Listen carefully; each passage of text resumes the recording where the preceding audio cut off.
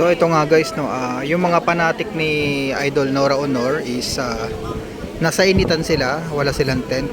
Bukod pa doon ay pinapali sila ng gwardiya. So wag po kayo pupunta ng ganitong oras na mainit kasi wala po kayong mapapestuhan.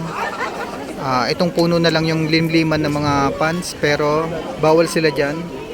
Kaya dito sila papapestuhin sa initan kasi papalisin sila sa initan ng gwardiya, ayaw sila doon. Bawal sila doon mag-standby. Pero okay naman kasi nagbibigay man ng tubig para sa mga fans ni Nora. Pero pinapali sila ng guard. So wala sila ibang choice kundi umakyat sa taas. Mainit. So sana may limliman sa taas. So ito nga pala yung dyan sa loob nakalagak si Idol Nora. So yung iba dito na nakasilong sa malilim.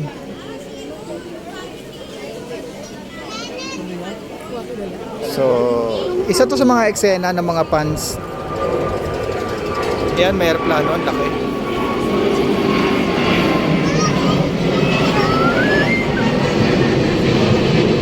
Laki na yung aeroplano. Laki oh. Ay, okay, balik tayo sa live. Sa vlog pala, okay no. Isa to sa mga eksena ng mga fans no. Pag pumunta kayo dito ng mga ganitong oras, wala kayong masisilungan. Ayan, nakagalit na yung Manong. Ay, yung Ali nakagalit na.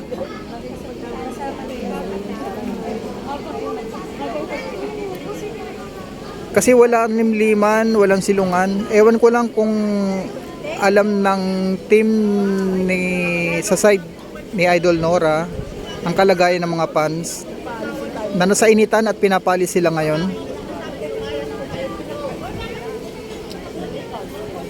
Meron pa nga nagsabi dapat nga daw meron silang tent or meron silang private place para sa mga fans. Pero since hindi naman siguro kasama sa plano ang mga fans, kaya kahit saan na lang sila papesto.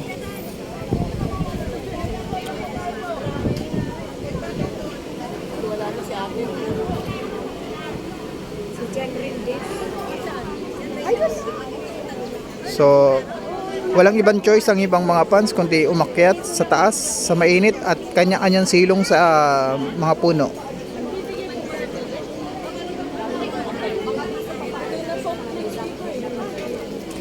So siyempre trabaho din ng guard yan, nabantayan ng kanyang binabantayan o ang kanyang pinopostehan. So wala tayo ibang choice.